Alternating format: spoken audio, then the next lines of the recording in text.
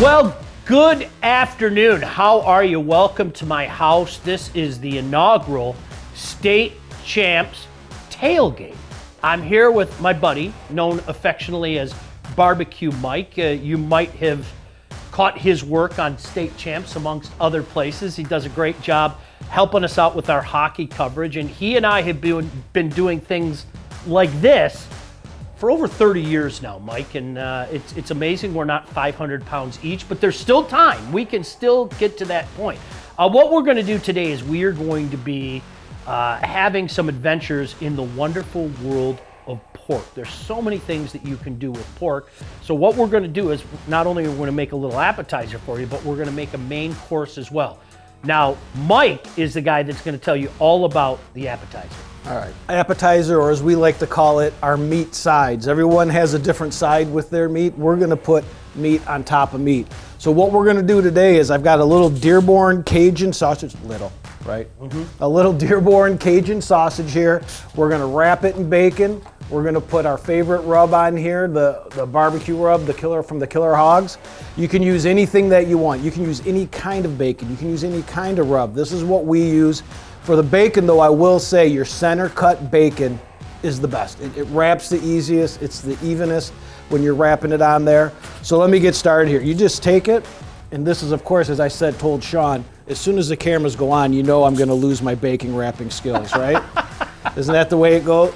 And you're just going to want to wrap it twice on the top there so it catches it. No need for a toothpick until we're all the way at the end. And this should go pretty fast, Sean. If you want to add on any of the other sides maybe that we did today. This is a great appetizer to have. You can have it for when you're watching a game, when you're tailgating, whatever the case may be. I've experienced this before. You'll get to see the finished product as well. Now, what we did for the crew, you can't see the crew all here, is we also put some sausages on. We had a variety of sausages. We had some brats. We had some cheddar brats. We had some Cajun sausages that weren't quite done yet, but I have a feeling they'll be done in a few minutes. So we wanted to share them with the crew here. Unfortunately, not all the crew likes to eat, so I had to force feed some of the guys out there, but that's okay. Again, the beautiful thing about pork is there's so many different things you can do with it.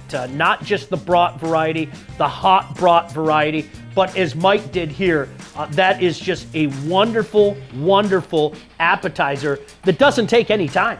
The key to it also is you want to make sure you kind of get that toothpick in at the end. It makes it easier because we're going to turn it a couple times when it's on the smoker, which you'll see here in a minute. But you get it, and again, whatever is your go-to rub. This Killer Hogs rub is my go-to, be it chicken wings, steak, anything, pork butt, whatever it's gonna be, you can put it on here. It's a little sweet and a little barbecue taste, and you can put as little or as much as you want on it.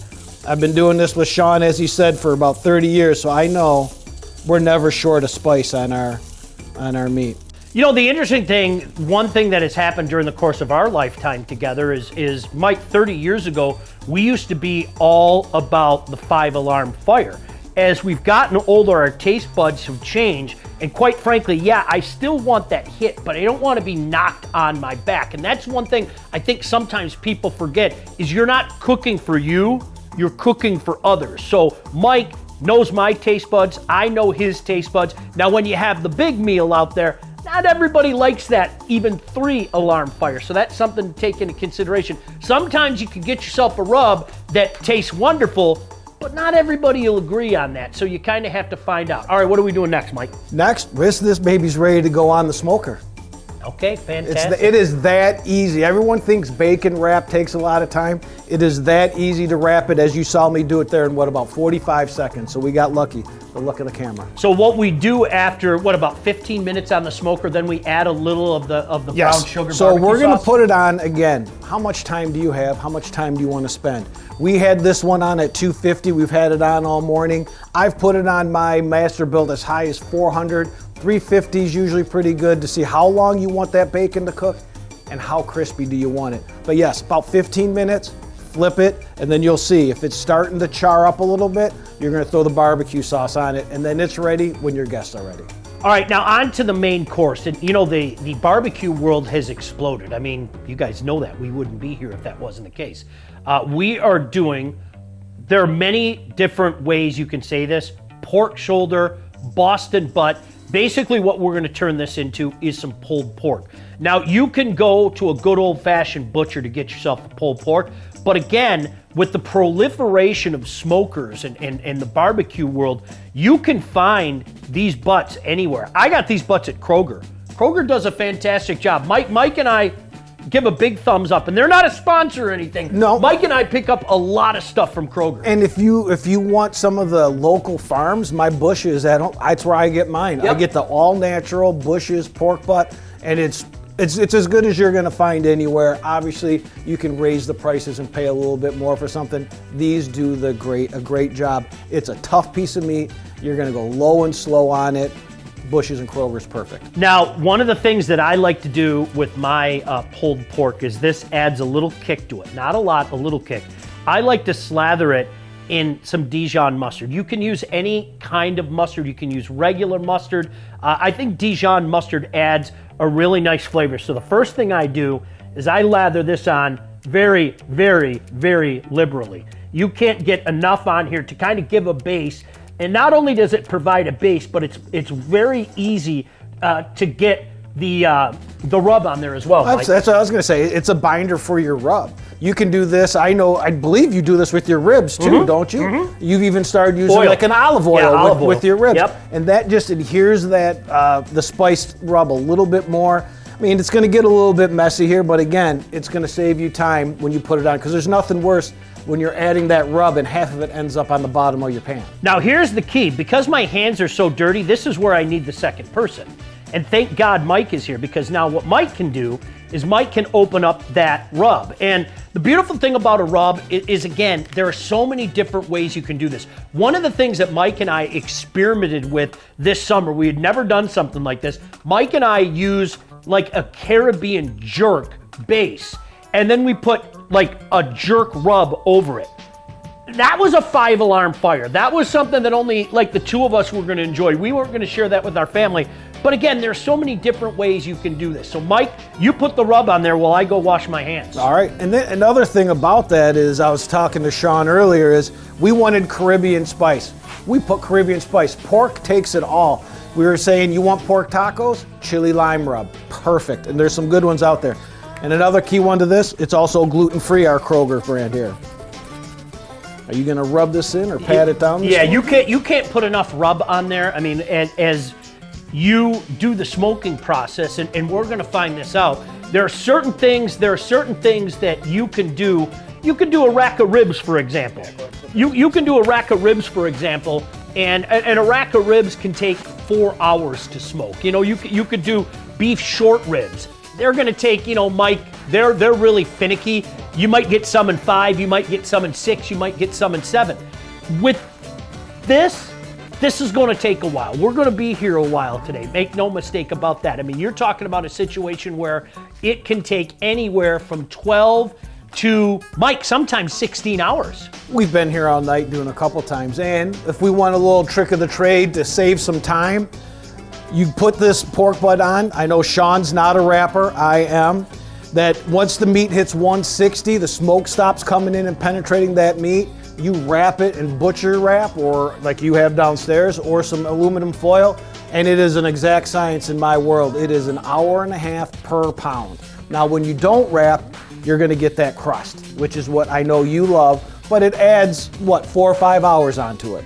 Mike and I have had this discussion many times. It's such a great point. I'm glad that you brought that up, Mike. You're talking about a scenario where if you really like that bark, and I'm a bark guy, I can go with the bark all day. You are talking about 15, 16, 17 hours. Wrapping it up is going to take at least 3 or 4 hours off of it. And what I've also found is, while it might not have the kind of bark that people like I like, boy, it sure does make the meat a lot tender. I mean, it's very, very tender. There is a distinct difference between wrapping and not wrapping. And today, we're going to do the wrapping variety to make this a little quicker for you. And we'll take a look at the finished product later, of course.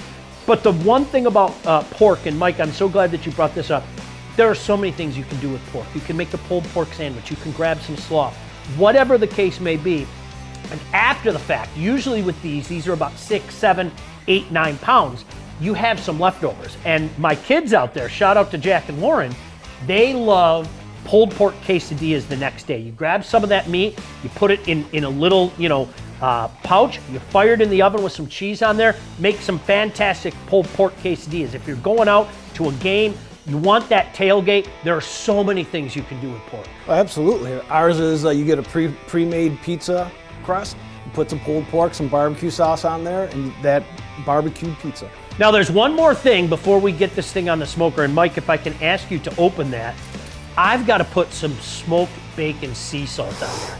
I'm telling you, secret weapon. If you could smell this. Oh, I let all the boys, the crew smell that. You want it in your hand? It was funny, Kevin said, it smells like up north. Just sprinkle it on there. You get that extra kick of salt with a little bacon pork flavor in there. You would not believe how much that comes out. So this is what we're doing today. We're gonna finish putting this on. I'll put it on the smoker. And as I said, we're expecting today after a wrap, probably a 12 or 13 hour smoke. We'll explain the smoker to you in just a bit.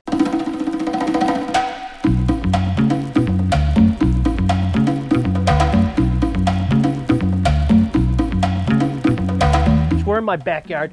This is the inner sanctum. This is my smoker. I have a Traeger over here, a Masterbuilt over there. There are so many different variations. As the weeks go on, we'll explain what you can do with one that you can't do for the other and vice versa. But right now, because we put a big pork butt on there, we're going with the Traeger. Now, as you can see, we have our pulled pork wrapped up. It's right now, it's at about 179 degrees. Ideally, you want to get it to 202, but what Mike and I have kind of found out, you can get away when you get it up to about 190, 195. 195. You can get away with it, no doubt. That bone pulls out the same.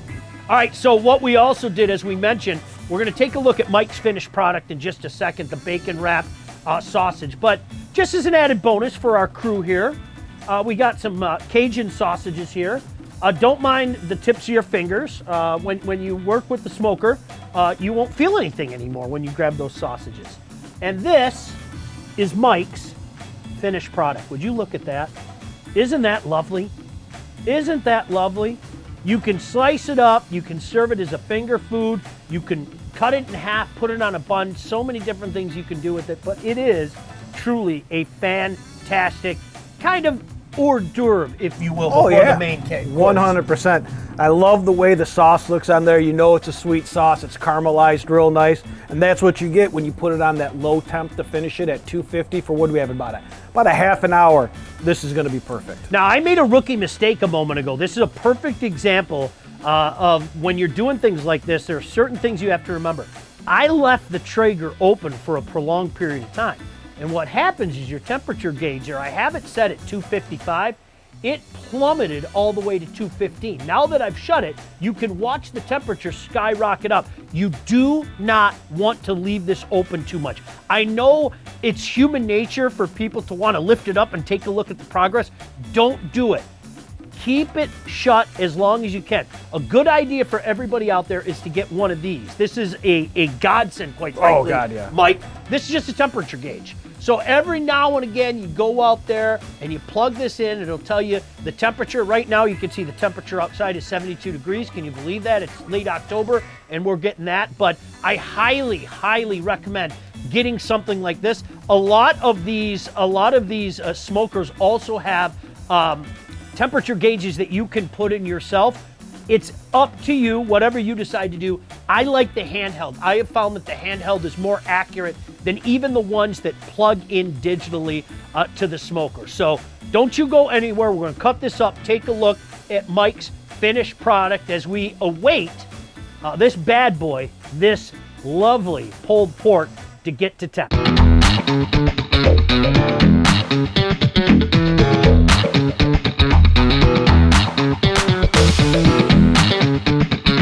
Hi, I'm by myself right now. Mike is off somewhere. He's probably making some delicious appetizer. That's what Mike does. So here is the beautiful butt. Got that Dijon mustard underneath it, a little bacon sea salt on top. We've got our rub in there. So now what we're going to do is we're going to put this bad boy on the smoker at 250 degrees. The one thing that you can never, ever, ever judge is there's no way you can get a time to this. You can't. You have to wait for temperature. Sometimes it takes 12, 13 hours. Sometimes it's 14, 15, even 16 hours.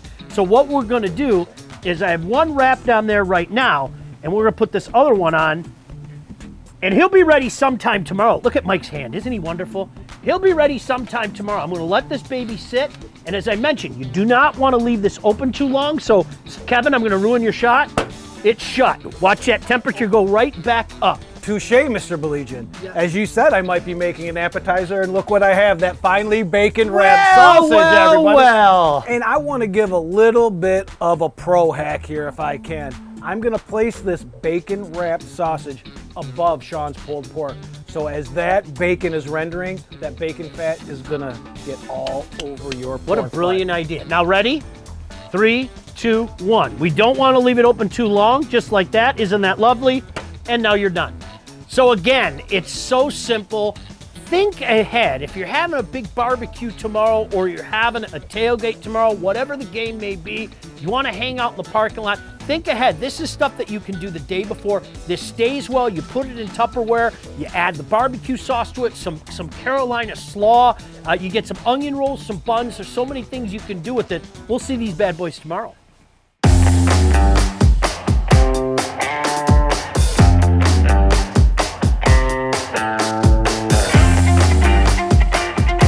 Welcome back, everybody. We've gone through this bacon-wrapped sausage process. You saw us wrap the bacon, put our favorite rub on it. We threw it on that Traeger at 250. We let it set all day till the bacon started rendering and get charred. Slathered a little bit of sauce on this. I'm ready to feed you guys. If everyone's ready, let's I'm ready to eat. Now, ideally, what I like to do is I'll let it sit on the counter for about 5 minutes so that bacon tightens up so that it doesn't fall apart as I cut it. Okay. So let's see if this works, Sean.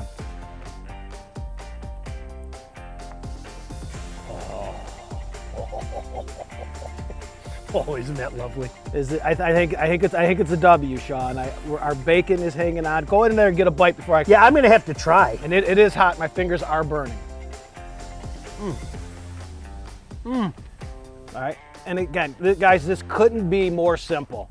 As I look up at the camera and almost chop a finger off, but bacon, your favorite barbecue sauce. Like this is a nice sweet one. You can see it caramelized up. I like using a sweet, and I put a little chili paste in there to spice it up. Oh, I'm telling you, Sean, and the kiss of smoke that the Traeger or my Masterbuilt will give it is just an added flavor to it.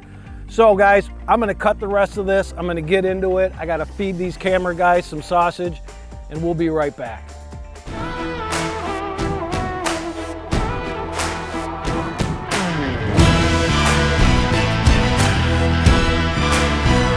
All right, the moment of truth is nigh. Again, there's no uniform time to this. If somebody tells you, oh, 12, 13 hours, don't believe them. It's all about getting that temperature right. You use your little temperature gauge, make sure you get to around 200 degrees. A lot of times, like what Mike can do, is you grab the bone and you give the bone a little bit of a tug. And if you feel that bone starting to slide out, you know you got some pulled pork. So let's take a look at this bad boy right now. As I mentioned, we wrapped it up to kind of speed up the cooking process. What we did while we're speeding up that cooking process is we're giving up some of that bark. But listen, we don't have 16 hours to wait. We're all hungry. We want some pulled pork. So here we go. Put that on the cookie sheet, and we'll go over there and we'll take a good look at this. We've got our tongs to kind of rip apart that meat, and we'll be good to go. So we have matriculated our way over with that beautiful, look at that baby. Look at this, Mike, this is what we were just talking about. You can grab that bone, and when you see it start to pull away, you know you've got some juicy goodness in there. I've got these tongs in there to start to rip apart that meat. Now again, what you want to do, there's the bone. Look how easy that came out. Now How cold is that? I'm holding this right now, and it's about the temperature of the sun, but because I do this so often, I have no feelings in my fingertips anymore. But what you do is you make sure that you tear that up. And again, just to reiterate, we were talking about this in the opening. There are so many things you can do with this meat. Of course, the traditional pulled pork, you use a little barbecue sauce on there. You can make a pulled pork sandwich, put some coleslaw on there. You can save this for next day. The quesadilla, the pulled pork quesadilla, is a winner with the kids. You fire some cheese on there, some guac, whatever the case may be, and you get it done. You can always tell when you've got a good cook with the ease that it rips apart. And as you can tell, Mike is doing work over there. What you don't know, but Mike knows this very well, is when Mike and I get together and we do this, Mike does a vast majority of the work. Poor Mike, but Mike, how easy is that ripping apart? This is coming right apart. The temperature was nailed, the fat's rendering down, all the tendons that keep it together. And with the wrap, it's real juicy. No bark. There's a little bit of bark there from when we didn't have it wrapped. And you can see some of the smoke on the edges. It's like when you hear somebody say some of the smoke, I'm going to grab a piece of this. You see that little ring up there? That's a smoke ring. And basically, for all the time that's been in the smoker, I mean, we're talking about 14 hours, that smoke starts to infiltrate the meat, and that's that good smoky taste you get when you take that bite, whether it be by itself with barbecue sauce, whatever the case may be, you can taste that. But this is so easy. I hope that we've shown you how easy this is. If guys like us can do this, and we've been doing it for a while, you can do this at home. It's great for tailgates. It's great on an afternoon when you're watching a game, and that's what it's all about. Well, that is going to do it for our inaugural show. Mike, always a pleasure, my friend. Hey, don't forget, make sure you keep up to date with everything happening in the high school world. It's so easy. Just follow us all over the social media. You can find State Champs everywhere. State Champs will be all over the high school football playoffs. Congratulations to all the teams that got in. Best of luck to all of you. We'll have full coverage. We've got our Mr. Football Award that's wrapping up. We've got hockey season coming up. That's something near and dear to our hearts. Of course, we'll be calling games again. We'll be out each and every week. We'll have a Player of the Year and Goaltender of the Year. Mike, is there anything I'm forgetting? No, I think you got it all. Go ahead, Lou. We can edit. Okay. All right. That. For the big guy. Yeah. Oh, that's right. Yeah, we can. That's what edits are for. 3, 2, 1. And we've got the Anvil Award for all those biggins up front, doing work each and every day. Maybe not getting the notoriety that they deserve. That's why we have the Anvil Award. I know you're going to be keeping busy. I hope you don't mind me saying your son plays hockey for Catholic Central, so we'll be keeping an eye on Sebastian Iveso. Starting Halloween, they're all ready for this season to go. It's going to be a great hockey season. Yeah, as always, we'll be back. We've got our hockey show. We've got the Player of the Year. So many things going on. You know, if you are a high school sports fan, State Champs got you covered. All right, for Mike Iveso, my name is Sean Baligian. Thanks for coming over to my house. We'll see you next time.